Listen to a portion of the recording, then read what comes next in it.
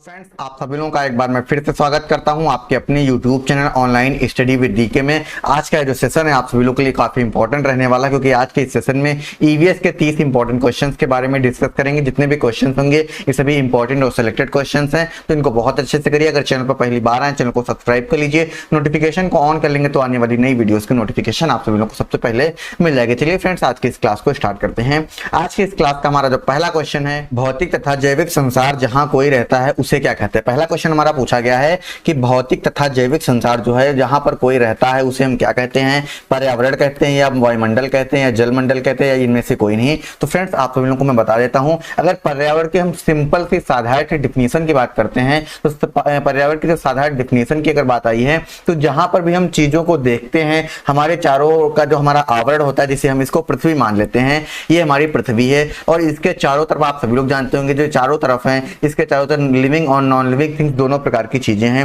तो अगर जहां पर भी हम चीजों को देखते हैं, हमारे चारों तरफ का जो आवरण है उसको हम पर्यावरण के रूप में जानते हैं। ठीक है, तो भौतिक तथा जैविक संसार जहां पर कोई रहता है, यानी जहां पर कोई लिविंग और नॉन लिविंग थिंग्स चीजें उपस्थित हैं, उसको हम पर्यावरण के नाम से जानते हैं। यानी क्वेश्चन का जो राइट ऑप्शन जाएगा वो ऑप्शन नंबर ए के साथ जाने वाला है। ऑप्शन नंबर ए जो होगा ये हमारा बिल्कुल करेक्ट ऑप्शन होगा। चलिए फ्रेंड्स, अगले सवाल की ओर बढ़ते हैं। क्वेश्चन नंबर 2 हमारा है, यह एकमात्र अभ्यारण्य है जहां कश्मीरी महामृग पाए जाते हैं। यानी कौन सा अभ्यारण्य है, एकमात्र अभ्यारण्य है जहां पर कश्मीरी महामृग पाए जाते हैं। देखिए, कश्मीरी महामृग की बात आई है तो आप सभी लोगों को याद रखना है, जैसा कि नाम से पता चला है कश्मीरी महामृग, तो जो दाची ग्राम है यह एक ऐसा मात्र कश्मीरी महामृग है जहां पर कश्मीरी अभ्यारण्य है जहां पर महामृग पाए जाते हैं, नहीं यहाँ पर हिरण पाए जाते हैं। अच्छा, इसकी कहां पर स्थित है दाची ग्राम जो है, कश्मीरी से आप सभी लोगों को नाम पता चला होगा, जम्मू कश्मीर में स्थित है। ठीक है, याद रखना है, जम्मू कश्मीर राज्य में स्थित है, याद रखना है।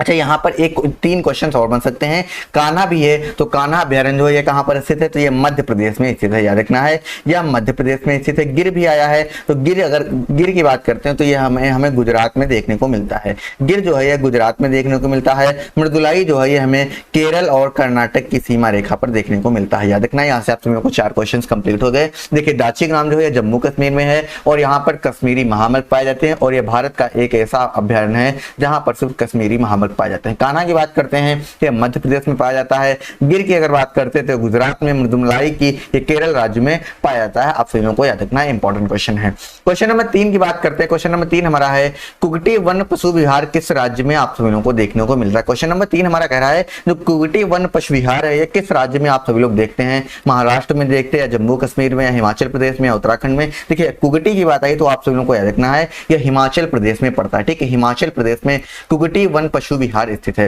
अच्छा, हिमाचल प्रदेश की बात आई तो आप सभी लोगों को इतना जान लेना है, हिमाचल प्रदेश में एक क्रिकेट स्टेडियम है। ठीक है, एक क्रिकेट स्टेडियम है जिसका नाम है धर्मशाला। ये काफी इंपॉर्टेंट क्वेश्चन है, कई बार एग्जाम में पूछा भी जा चुका है कि हिमाचल प्रदेश में कौन सा स्टेडियम है जिसको धर्मशाला के नाम से जानते हैं। तो क्रिकेट स्टेडियम है उसको धर्मशाला के नाम से जानते हैं। यहाँ से इंपॉर्टेंट क्वेश्चन बन सकता है। ठीक है, याद कर लीजिए। और हिमाचल प्रदेश में ही जम्मू कश्मीर में, हिमाचल प्रदेश के जम्मू कश्मीर में यहाँ पर दाची ग्राम अभ्यारण्य स्थित है। ठीक है, वहां पर कश्मीरी मृग पाए जाते हैं। क्वेश्चन नंबर 4 की बात आई है। क्वेश्चन नंबर 4 हमारा है, पराबैंगनी किरणें ओजोन को कब विघटित कर देती हैं। देखिए, ओजोन की बात आई तो जैसा कि मैंने बता दिया है, ओजोन जो है इसका फार्मूला होता है O3। ओजोन की अगर बात करते हैं तो O2+O यानी ऑक्सीजन के जब अणु मिलते हैं तब ओजोन गैस का निर्माण होता है। यानी O2+O जब ऑक्सीजन के 2 अणु मिलते हैं तब ओजोन गैस का निर्माण होता है। तो यहाँ पर पूछा गया है, पराबैंगनी कीड़े ओजोन को कब विघटित कर देती हैं। तो ओजोन को कब विघटित करेंगे, जब उनको ऑक्सीजन की प्राप्ति होगी। यानी इस क्वेश्चन का जो राइट ऑप्शन जाएगा वो ऑप्शन नंबर बी के साथ जाएगा। ओजोन को कब विघटित कर देती हैं, ऑक्सीजन की उपस्थिति में। देखिए, अच्छा, ओजोन की बात आई तो इतना आप सभी लोगों को याद रखना है, जो ओजोन की नापने की इकाई होती है वो डॉप्सन इकाई होती है, याद रखना है। डॉप्सन इकाई में ओजोन को मापते हैं। अगर ओजोन दिवस की बात करते हैं तो यह हर साल 16 सितंबर को मनाया जाता है। हर साल ओजोन दिवस जो होता है यह हर साल 16 सितंबर को मनाया जाता है। ओजोन की बात आई तो एक बात और सभी लोग याद रख लीजिए कि जो ओजोन है यह समताप मंडल में पाई जाती है, समताप मंडल में पाई जाती है। ठीक है, ओजोन है जो ये समताप मंडल में पाई जाती है। अगर समताप मंडल की ऊंचाई की लंबाई की बात करते हैं तो 0 से 32 किलोमीटर के पर्यावरण में, वायुमंडल में हमारा ये पाया जाता है समताप मंडल। आप सभी को याद रखना है। चलिए फ्रेंड्स, अगले सवाल की ओर बढ़ते हैं। क्वेश्चन नंबर 5 हमारा है, सिल्वीकल्चर कार्यक्रम यानी सिल्वीकल्चर जो है इसके अंतर्गत क्या किया जाता है। मछली पकड़ना का कार्यक्रम होता है या या वनों की पूर्ति होती है, या धरती से धातुएं इकट्ठा कर किया जाता है, या इनमें से कोई नहीं। तो अगर सिल्वीकल्चर की बात आई है तो आप सभी लोगों को याद रखना है सिल्वीकल्चर में वनों की पूर्ति की जाती है, यानी वनों का संरक्षण किया जाता है। याद रखना है सिल्वीकल्चर में वनों की पूर्ति की जाती है। यहाँ पर मैं आप सभी लोगों को 2-3 और कल्चर बता देता हूँ। देखिए एक कल्चर होता है सेरीकल्चर, ठीक है, याद रखना है सेरीकल्चर होता है। एक होता है हमारा विकीकल्चर, एक होता है विकीकल्चर, और दूसरा हमारा होता है सिल्वीकल्चर, ठीक है। यहाँ पे याद रखना है जो सेरीकल्चर होता है उसमें रेशम की खेती की जाती है, याद रखना है रेशम की खेती की जाती है। अगर विकीकल्चर की बात करते हैं तो यहाँ पर अंगूर यानी जो ग्रेप्स हमारे होते हैं उसकी खेती की जाती है। सिल्वीकल्चर की जैसा कि मैंने बता दिया वनों की पूर्ति यानी वनों का संरक्षण किया जाता है सिल्वीकल्चर के अंतर्गत। यहाँ से आप लोगों के इतने इंपॉर्टेंट क्वेश्चन बन सकते थे, मैंने करवा दिया। एक क्वेश्चन यहाँ से और बन सकता है कि भारत में वनों का कितना प्रतिशत होना चाहिए, यानी भारत में कितने % वन होने चाहिए। तो भारत में टोटल 33% वन होने चाहिए। यहां से इंपॉर्टेंट क्वेश्चन है, इसको अच्छे से नोट डाउन कर लीजिए। चलिए क्वेश्चन नंबर 6 की बात करते हैं। पोषी स्तर में प्रथम पद सदा होता है, पोषी स्तर में प्रथम पद सदा होता है। देखिए प्रथम पद पूछा गया है तो यहाँ पर देखिए पहला पद, दूसरा पद और तीसरा पद, ये 3 पद होते हैं। जो प्रथम पद होता है इसको प्राथमिक उत्पादक कहते हैं, ठीक है, प्राथमिक उत्पादक के नाम से जानते हैं, प्राथमिक उत्पादक, ठीक है, प्राथमिक उत्पादक के नाम से जानते हैं। और प्राथमिक उत्पादक में कौन आते हैं, प्राथमिक उत्पादक में पेड़ पौधे आते हैं, ठीक है, याद रखना है प्राथमिक उत्पादक में पेड़ पौधे आते हैं। और जो पेड़ पौधे होते हैं इनको पादप के अंतर्गत रखा गया। यहाँ पर पूछा गया पोषी स्तर में प्रथम पद सदा होता है, तो पेड़ पौधे आते हैं प्रथम पद में, तो इसका राइट ऑप्शन जाने वाला है ऑप्शन नंबर ए के साथ, यानी जो पादप होते हैं ये हमारे पेड़ पौधे होते हैं और ये प्रथम पद में होते हैं। अगर यहाँ पर द्वितीय पद पूछ लेता है तो द्वितीय पद जो होंगे वो हो जाएंगे हमारे बकरी, गाय, भैंस, जो कि पेड़ पौधों को खाते हैं, वो हमारे हो जाएंगे द्वितीय उपभोक्ता, ठीक है। चलिए अगले सवाल की बात करते हैं। क्वेश्चन नंबर 7 हमारा है कौन सा रोग ऊतकों को अनियंत्रित वृद्धि के कारण होता है।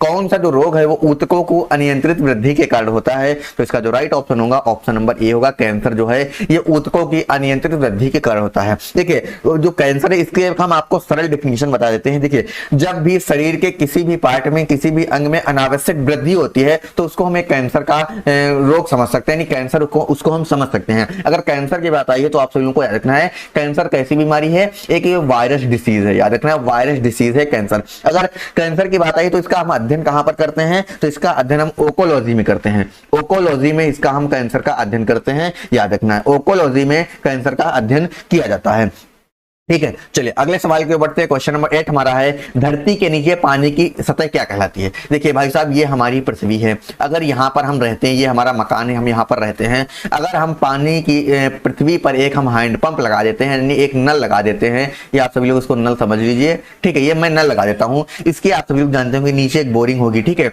बोरिंग होगी। पहले देखिए जो वाटर टेबल था ये यहाँ पर था, ठीक है, फिर कुछ समय पश्चात वाटर टेबल जब नीचे गिरा तो ये वाटर टेबल यहाँ से हो गया, ठीक है, यहाँ से वाटर टेबल हो गया।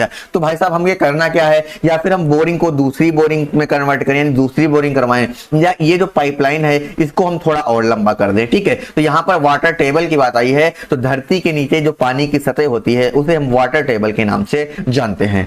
चलिए फ्रेंड्स अगले सवाल की ओर बढ़ते हैं। जैव विविधता के विशिष्ट स्थल कौन से हैं। जैव विविधता के विशिष्ट स्थल की बात आई है तो आप सभी लोग जानते होंगे, अगर हम इसको पृथ्वी मान लेते हैं, पृथ्वी को 0 अंश से विभाजित कर देते हैं, यानी जो 0 अंश है इसको आप सभी लोग जानते होंगे भूमध्य रेखा के नाम से जानते हैं। भूमध्य रेखा या विषुवत रेखा के नाम से आप सभी लोग उसको जानते हैं, पहचानते हैं, ठीक है। और आप सभी लोग ये भी जानते हैं कि सबसे ज्यादा जो बायोडाइवर्सिटी होती है यानी जैव विविधता होती है वो हमारी 0 डिग्री पर ही होती है, और जहां पर जैव विविधता ज्यादा होगी वहां पर सबसे ज्यादा वन पाए जाते हैं, ठीक है, सबसे ज्यादा वन वहीं पर पाए जाते हैं, याद रखना है। यानी इस क्वेश्चन का जो राइट ऑप्शन होगा वो ऑप्शन नंबर ए के साथ होगा। जैव विविधता के विशिष्ट स्थल कौन से हैं, तो वन जो होगा ये जैव विविधता के विशिष्ट स्थल है। अगर वनों की बात आई है तो सिल्वीकल्चर में वनों का अध्ययन किया जाता है। क्वेश्चन नंबर 10 हमारा है पराबैंगनी किरणें किस प्रकार के कैंसर का कारण बनती हैं। यानी जो पराबैंगनी किरणें होती हैं किस प्रकार के कैंसर का कारण बनती हैं, तो आप सभी लोग जानते होंगे त्वचा का कारण बनती है, ठीक है, त्वचा का कारण बनती हैं। और जो पराबैंगनी किरणें होती हैं इनको यूवी रेजेस के नाम से जानते हैं, ठीक है, यूवी रेजेस के नाम से जानते हैं। और ये ओजोन गैस जो ओजोन परत जो है ये हमारी पराबैंगनी किरणों से हमारी रक्षा करती है। ओजोन की बात आई है तो O3 फार्मूला है, ऑक्सीजन के अणुओं से इसका निर्माण हुआ है। ओजोन को हम डाप्सन इकाई में मापते हैं और हर साल 16 सितंबर को ओजोन दिवस मनाया जाता है। क्वेश्चन नंबर 11 हमारा है, इनमें से कौन सी खतरनाक बीमारी जिसका इलाज नहीं है। क्वेश्चन पूछा गया है, इनमें से कौन सी खतरनाक बीमारी है जिसका कोई इलाज नहीं है। मलेरिया या टीबी या कैंसर या एड्स तथा बेरी तथा कालाजार या इनमें से कोई नहीं। तो इसका क्वेश्चन का जो राइट ऑप्शन होगा वो ऑप्शन नंबर हमारा होगा ऑप्शन नंबर बी। कैंसर तथा एड्स जो है ये ऐसी खतरनाक बीमारी जिसका कोई इलाज नहीं है। देखिए कैंसर की बात आई है तो आप सभी लोगों को याद रखना है, हर साल 4 फरवरी को कैंसर दिवस मनाया जाता है। कैंसर की मैंने आप सभी लोगों को सरल डेफिनेशन बता दिया है। कैंसर जो है ये एक किसी भी मनुष्य के, जब किसी भी शरीर में मनुष्य के किसी भी पार्ट में अनावश्यक वृद्धि होती है उसको हम कैंसर के नाम जानते हैं।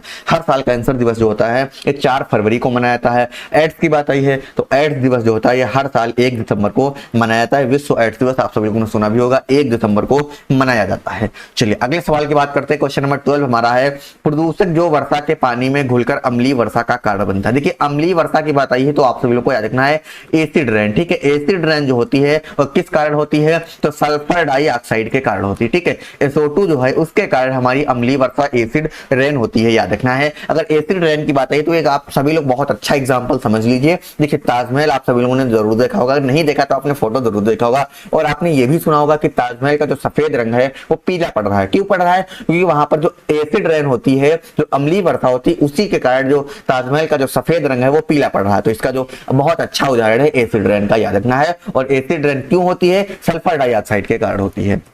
चलिए क्वेश्चन नंबर 13 की बात करते हैं, शोर को मापने की इकाई क्या है। देखिए फ्रेंड्स मैंने बहुत ही इंपॉर्टेंट और सिलेक्टेड और लेवल के आप सभी लोगों के लिए क्वेश्चन लिए, लेकिन ये क्वेश्चन थोड़ा निम्न लेवल का आता है, लेकिन आप सभी लोगों को करने की बहुत अच्छी आवश्यकता है क्योंकि इसको अगर कर लेंगे तो आप सभी लोगों को बहुत ईवीएस बहुत अच्छा है। ठीक है, चलिए शोर के मापने की इकाई की अगर बात करते हैं तो शोर की जो मापने की इकाई होती है आप सभी लोग जानते हैं डेसिबल में हम शोर को मापते हैं। ठीक है, डेसिबल में शोर को मापते हैं। अच्छा एक क्वेश्चन मैं यहाँ से आप सभी लोगों के लिए करता हूँ कि ओजोन जो परत होती है उसको हम किस इकाई में मापते हैं। आप सभी लोगों को बताना है ओजोन की जो परत की मोटाई होती है हम किस इकाई में मापते हैं। क्वेश्चन नंबर 14 हमारा है, मुख्य कारक का नाम जो प्रदूषण उत्पन्न करता है। मुख्य कारक का नाम आप सभी लोगों को बताना है जो प्रदूषण उत्पन्न करता है। तो हमारा समुद्री जीव हो सकता है या जानवर हो सकता है या मनुष्य हो सकता है या नाइट्रोजन हो सकता है, लेकिन यहाँ पर पूछा गया मुख्य कारक। देखिए समुद्री जीव ये भी प्रदूषण उत्पन्न करता है लेकिन ये मुख्य कारक नहीं हो सकता। जानवर ये भी प्रदूषण उत्पन्न करता है, मुख्य कारक नहीं हो सकता है। मनुष्य जो है ये मुख्य कारक होगा क्योंकि एक देखिए हम सिंपल उदाहरण से समझते हैं। अगर एक मानव सड़क पर जा रहा है, अगर उसने केला खाया तो आप सब जानते होंगे केला खा के सड़क पर फेंक देगा, छिलका फेंक देगा तो वहां से प्रदूषण हुआ। एक और इससे बढ़िया उदाहरण लेते हैं, अगर एक किसान है उसका 4 एकड़ का क्षेत्र है। ठीक है, 4 एकड़ का क्षेत्र है और उसने अपने 1 एकड़ में खेती कर रहा है, बाकी 3 एकड़ में उसने क्या लगवा दिया? फैक्ट्री एक लगवा दी। भाई साहब एक फैक्ट्री उसने लगवा दी है तो आप सभी लोग जानते होंगे जो फैक्ट्री लगवाई है उससे धुआं भी निकलेगा और वहां से कचरा भी निकलेगा, गंदा पानी भी निकलेगा। तो देखिए गंदा पानी जो निकला वो नाले में गया, समुद्र में गया और नदियों में गया तो प्रदूषण उत्पन्न हो गया। ठीक है, कचरा भी वहां नाले में गया तो प्रदूषण उत्पन्न हुआ, धुआं भी हमारे पर्यावरण के लिए हानिकारक होगा। तो मुख्य कारक की बात आई है तो मनुष्य जो है ये प्रदूषण करने में मुख्य कारक है। क्वेश्चन नंबर 15 हमारा है, ओजोन किससे बनती है। जैसा कि मैंने बता दिया जो ओजोन परत है ये किससे बनती है, तो ओजोन की बात आई है तो ऑक्सीजन से बनती है, O2+O से बनती है ऑक्सीजन ओजोन। O3 इसका फार्मूला होता है। ओजोन को मापने की इकाई होती है डाप्सन और ओजोन दिवस होता है हर साल 16 सितंबर को मनाया जाता है। यहां से इंपॉर्टेंट क्वेश्चन है, इसको याद कर लीजिए। अगले सवाल की बात करते हैं। क्वेश्चन नंबर 16 हमारा है, मांसाहारी को किस पोषी स्तर पर रखा जाता है। जैसा कि मैंने इसके पहले को जो क्वेश्चन नंबर शायद 6 था उसमें बता दिया था कि जो प्रथम स्तर है उनको पादप को रखा जाता है। अगर यहाँ पर क्वेश्चन नंबर 16 की बात आई है तो मांसाहारी को पूछा गया तो आप सभी लोग जानते होंगे। देखिए ये प्रथम स्तर है। ठीक है, ये प्रथम स्तर में कौन आते हैं? जो पेड़ पौधे होते हैं। ठीक है, पेड़ पौधे आते हैं और पेड़ पौधों को कौन खाता है? तो आप सभी लोग जानते होंगे पेड़ पौधों को गाय, भैंस, बकरी ये सभी लोग खाते हैं। और जो प्रथम यानी जो गाय भैंस बकरी को खाते हैं ये द्वितीयक में चले जाते हैं। देखिए प्रथम उपभोक्ता कौन कहलाएंगे? जो पेड़ पौधों को खाएंगे, और पेड़ पौधों जो खाते हैं वो हो जाएंगे पादप। ठीक है, और प्रथम में आते हैं पादप जिनको प्रथम उपभोक्ता कहते हैं, और जो गाय भैंस होते हैं ये द्वितीयक उपभोक्ता होते हैं। और जो गाय भैंस को खाएंगे वो मांसाहारी चले जाएंगे क्योंकि देखिए गाय अगर मरी और उसको किसी ने खा लिया, भैंस जो है ये मर गई, इसको किसी ने खा लिया तो ये मांसाहारी जो इनको खाएगा वो मांसाहारी कहलाएगा। इसमें पूछा गया किस पोषी स्तर में आते हैं, तो जो गाय भैंस और बकरी को जो खाएंगे वो आप सभी लोगों को याद रखना है तृतीयक में आएंगे, ठीक है, तृतीय में आएंगे, याद रखना है। यहां से इंपॉर्टेंट क्वेश्चन बन सकता है, याद रखना है, इंपॉर्टेंट क्वेश्चन है।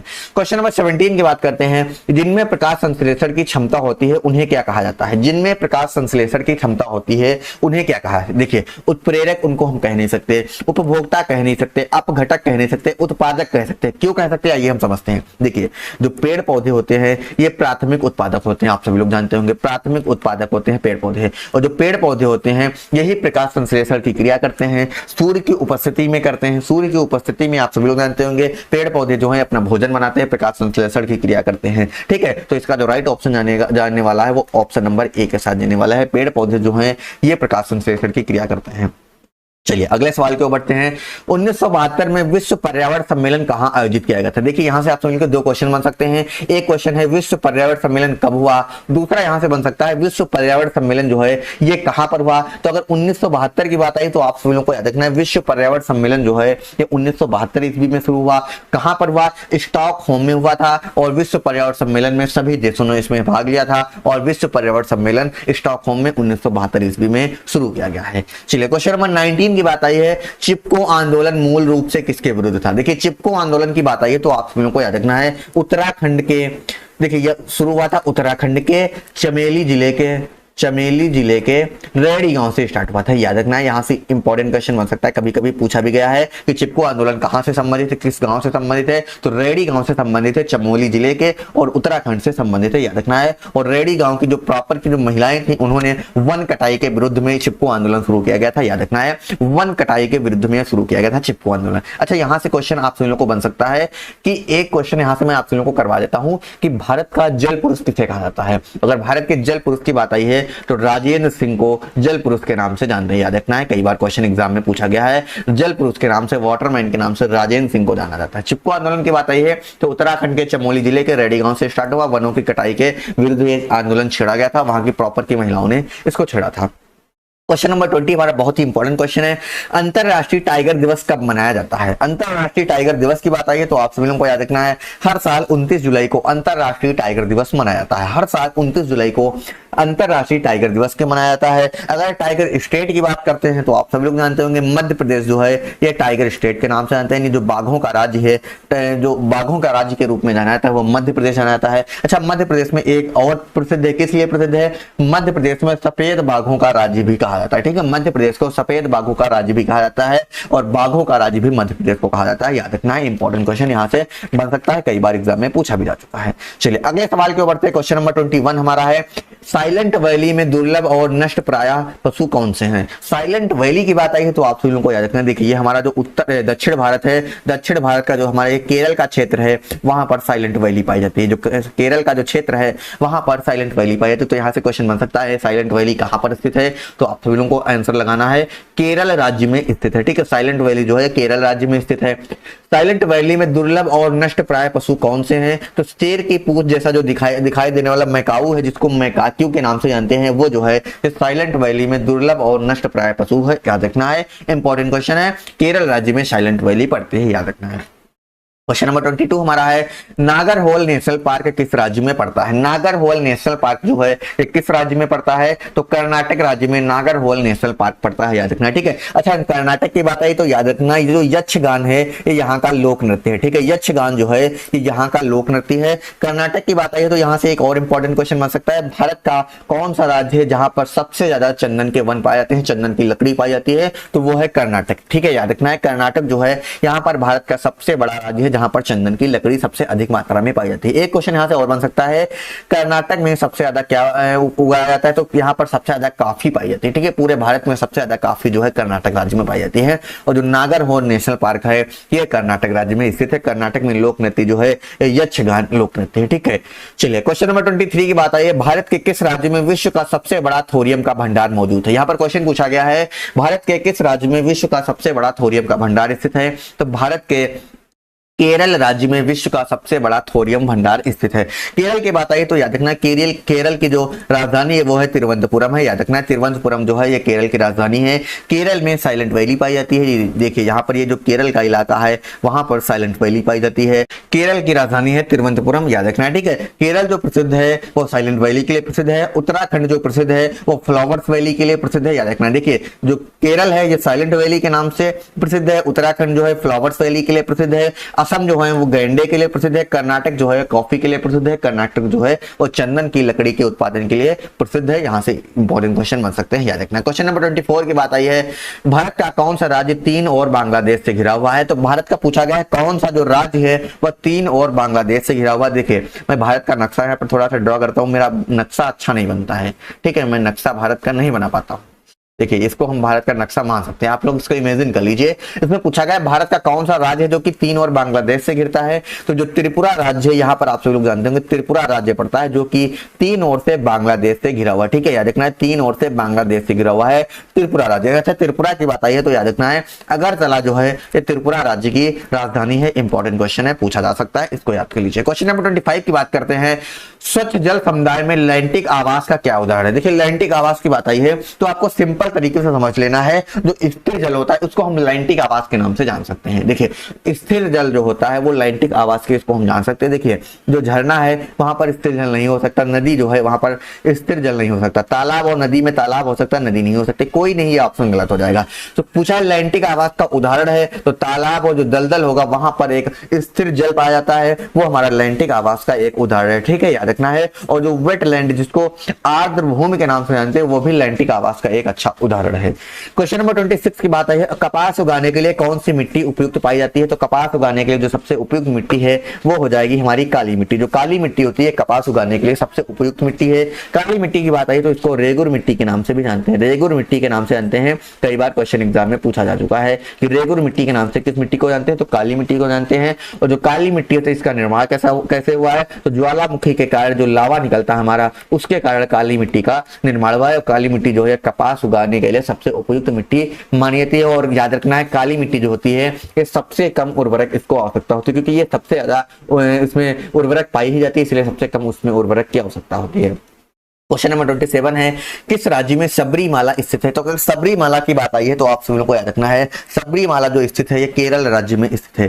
केरल राज्य की राजधानी तिरुवनंतपुरम है। केरल राज्य में साइलेंट वैली भी स्थित है। इंपॉर्टेंट क्वेश्चन है, यहां से याद रखना है केरल राज्य में सबरीमाला स्थित है। क्वेश्चन नंबर 28 की बात आई है, दुलहस्ती पावर स्टेशन किस नदी पर स्थित है? दुलहस्ती पावर स्टेशन की बात आई है तो याद रखना है दुलहस्ती पावर स्टेशन जो है ये चिनाब नदी पर स्थित है। याद रखना है चिनाब नदी पर दुलहस्ती पावर स्टेशन स्थित है। अच्छा चिनाब नदी कहां पर पड़ती है आप सभी लोगों को नीचे कमेंट बॉक्स में लाइव चैट में बताना है। चिनाब नदी कहां पर पड़ती है आप सभी लोगों को बताना है। दुलहस्ती पावर स्टेशन चिनाब नदी पर स्थित है। क्वेश्चन नंबर 29 की बात आई है, ऑलरी कल्चर से संबंधित है। ऑलरी कल्चर से क्या संबंधित है आप सभी लोगों को नीचे कमेंट बॉक्स में बताना है। अगर ऑलरी कल्चर की बात आई है तो फ्रेंड्स आप सभी लोगों को याद रखना है जो ऑलरी कल्चर है ये सब्जियों की खेती से संबंधित है। याद रखना है सब्जियों की खेती से ऑलरी कल्चर संबंधित है। देखिए एक होता है हॉर्टिकल्चर, ठीक है, हॉर्टिकल्चर होता है, और एक होता है फ्लो कल्चर होता है, एक होता है पोमो कल्चर, एक होता है सेरी कल्चर। देखिए जो फ्लो कल्चर होता है वो फूलों से संबंधित होता है, पोमो कल्चर होता है वो फलों से संबंधित होता है, सेरी कल्चर जो होता है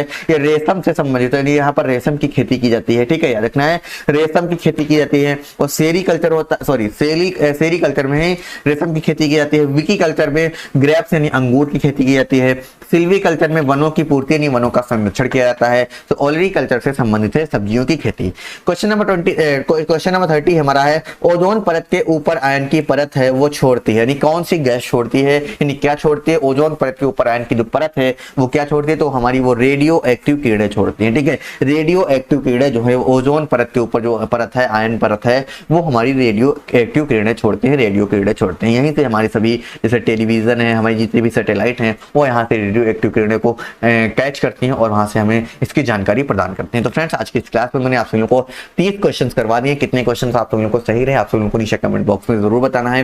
जितने भी क्वेश्चंस के आप सभी लोगों को आंसर आते हैं लाइव चैट में जरूर दिया करें, कमेंट बॉक्स में जरूर बताया करें। और फ्रेंड्स बाकी अगर आपको वीडियो अच्छी लगी, हेल्पफुल लगी तो इस वीडियो को लाइक जरूर कीजिए।